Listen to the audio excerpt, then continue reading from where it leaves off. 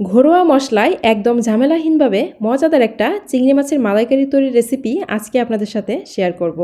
প্রিয় দর্শক, আসসালামু আলাইকুম। আশা করছি আমার অন্যান্য রেসিপির মতো আজকের এই সহজে চিংড়ি মাছের মালাইকারি তৈরির রেসিপিটিও আপনাদের ভালো লাগবে।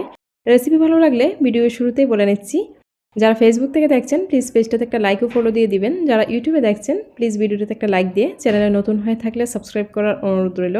এখানে শুরুতে আমি 500 গ্রাম পরিমাণ চিংড়ি মাছ নিয়েছি। মাছটাকে খুব ভালো করে বেছে পরিষ্কার করে ধুয়ে পানিটা ঝরিয়ে নিয়েছি। চিংড়ি মাছের মাথার অংশে কিন্তু ময়লা থাকে, তো ময়লাটাকে খুব ভালো করে পরিষ্কার করে নিয়েছি। চিংড়ি মাছ কাটার ভিডিওটা শেয়ার করলাম না, এটা তো আমরা প্রায় সবাই পারি। এরপর মাছগুলোতে হাফ চামচ পরিমাণ হলুদের গুঁড়া, হাফ চামচ থেকে আরেকটু অল্প পরিমাণে শুকনো মরিচের গুঁড়া, স্বাদ মতো লবণ দিয়ে দিলাম। মশলাগুলো দেওয়া হয়ে গেলে মাছগুলোর সাথে খুব ভালো করে হাত দিয়ে মেখে নিচ্ছি। মাছগুলোকে হাত দিয়ে মেখে রেখে দিব প্রায় 10 মিনিটের মতো। এই সময়ের মধ্যে আমরা নারকেল থেকে দুধটা বের করে নিব। তো এদিকে আমি মশলা দিয়ে মাছটা খুব ভালো করে হাত দিয়ে মেখে রেখে দিয়েছি। একটা ব্লেন্ডারের জারে 1 কাপ পরিমাণ কোরানো নারকেল নিয়ে নিলাম। 1 কাপ পরিমাণ নারকেলের জন্য 2 কাপ পরিমাণ পানি নিয়ে নিলাম। এখন এগুলোকে খুব ভালো করে ব্লেন্ড করে নিব। তো ব্লেন্ড করে নেওয়া হয়ে গেছে।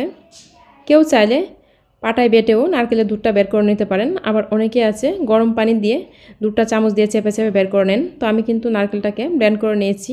এরপর একটা বাটির উপরে চালনি দিয়ে নারকেলের দুধটা ছেঁকে নিলাম। ছেঁকে নেওয়ার পর চামচ দিয়ে চেপে চেপে বাকি দুধটাও নিয়ে নিলাম।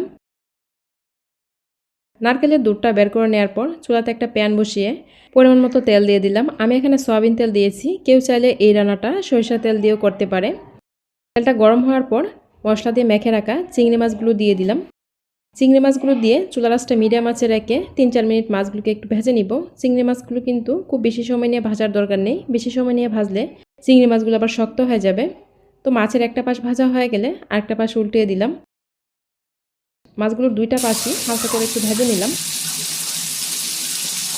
মাছগুলো ভাজা হয়ে গেলে প্যানটা থেকে তুলে নিয়েছি। এই তেলের মধ্যেই 2টা মিডিয়াম সাইজের পেঁয়াজের কুচি দিয়ে দিলাম। পেঁয়াজ কুচিগুলো দেওয়ার পর খুব ভালো করে একটু নেড়েচেড়ে ভেজে নিচ্ছি। এখানে তেলের পরিমাণটা একটু কম মনে হচ্ছে, এই জন্য এই পর্যায়ে আর একটু তেল দিয়ে দিলাম।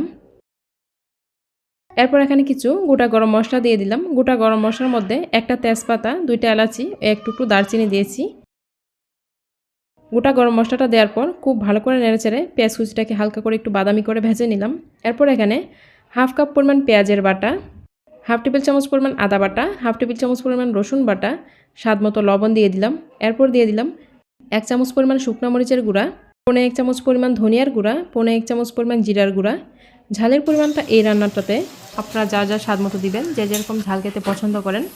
শুকনো মশলাগুলো দেওয়া হয়ে গেলে তেলের মধ্যে 2-1 মিনিট সময় নিয়ে মশলাটাকে একটু ভেজে নিলাম। এরপর এখানে নারকেলের দুধ দিয়ে দিলাম কিছুটা পরিমাণে। আমি কিন্তু এখানে পানি ব্যবহার করব না, পানি ছাড়াই কিন্তু রান্নাটা করে নেব শুধুমাত্র নারকেলের দুধ দিয়ে। নারকেলের দুধটা দেওয়ার পর মশলাটার সাথে খুব ভালো করে নেড়েচেড়ে মিশিয়ে দিয়ে ঢাকনা দিয়ে ঢেকে মশলাটাকে 3-4 মিনিট কষিয়ে নিলাম। এই পর্যায়ে চুলা আঁচটা মিডিয়াম আঁচে রেখে মশলাটাকে কষিয়ে নিয়েছি। মশলাটা কিন্তু খুব সুন্দর কষানো হয়ে গেছে, মশলার উপরে তেলটা ছেড়ে এসেছে। মশলাটা কষানো হয়ে গেলে ভেজে রাখা চিংড়ি মাছগুলো দিয়ে দিলাম। চিংড়ি মাছগুলো দিয়ে মশলাটার সাথে খুব ভালো করে নেড়েচেড়ে মিশিয়ে নিচ্ছি। মাছগুলোর 2টা পাশই খুব ভালো করে মশলাটার সাথে কষিয়ে নেব। মাছগুলোকে খুব ভালো করে কষিয়ে নেওয়ার জন্য ঢাকনা দিয়ে ঢেকে দিলাম। ঢাকনা দিয়ে ঢেকে 2-3 মিনিট মাছের একটা পাশ কষিয়ে নিলাম। এরপর ঢাকনাটা তুলে মাছগুলোর অপর পাশটাও নেড়েচেড়ে দিলাম।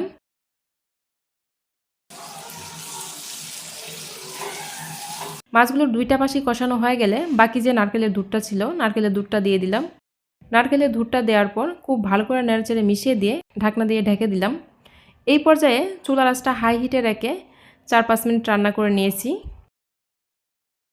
4-5 মিনিট রান্না করে নেওয়ার পর ঢাকনাটা তুলে আলতোভাবে একটু নেড়েচেড়ে দিলাম। এরপর সুন্দর একটা ফ্লেভার আসার জন্য কয়েকটা আস্ত কাঁচামরিচ দিয়ে দিলাম। এরপর ঢাকনা দিয়ে ঢেকে তেল ভেসে আসা পর্যন্ত রান্না করে নিলাম। তো 3-4 মিনিট রান্না করে নেওয়ার পর ঢাকনাটা তুলে নিচ্ছি। এই পর্যায়ে দেখুন চিংড়ি মাছগুলোর উপরে কিন্তু তেলটা খুবই সুন্দর বেশ উঠেছে। তো আমাদের দারুণ মজার চিংড়ি মাছের মালাইকারিটা কিন্তু রান্না করা হয়ে গেছে। চিংড়ি মাছের এই মালাইকারিটা দিয়ে সাদা ভাত, পোলাও সব কিছুই খেতে কিন্তু ভীষণ ভালো লাগে। অবশ্যই একবার হলেও বাড়িতে তৈরি করে খেয়ে দেখবেন। তো চিংড়ি মাছের মালাইকারির রেসিপিটি কেমন লেগেছে কমেন্ট করে জানাতে ভুলবেন না। আর এরকম সহজে মজার মজার রেসিপি পেতে চ্যানেল সাবস্ক্রাইব করার অনুরোধ রইল। আবারও ভিডিওটি এখানেই শেষ করব। সবাই ভালো থাকবেন। আল্লাহ হাফেজ।